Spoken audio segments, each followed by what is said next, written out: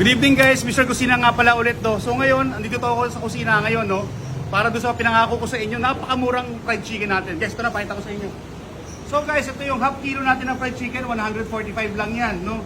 So ganito karami ang paghilaw. So syempre lulutuin natin, ito na siya.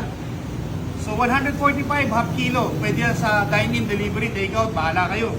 Syempre, kung marami-rami naman kayo, dito kayo sa 1 kilo natin. Yung 1 kilo natin, ito siya, pag hilaw, ito yung luto. Napakarami niya, kahit 5-6 kayo, kasyang-kasya dyan. Siyempre, kung gusto nyo naman talaga at malakas na kayo kumain, meron tayong only fried chicken, 199 lang. Tayo lang meron yan ngayon. So, kaya nyo ba ubusin to? Kasi bukod dyan sa only fried chicken, siyempre naka-only rice ka na rin, naka-only gravy, naka-only sabaw, naka-only hot sauce, naka-only tambay, only daldan. Bahala ka na kung gusto mong only, no? At may kasama rin yung soft drinks, ha? So guys, again, sobrang mura nito. 145, 270, 199 sa only fried chicken natin.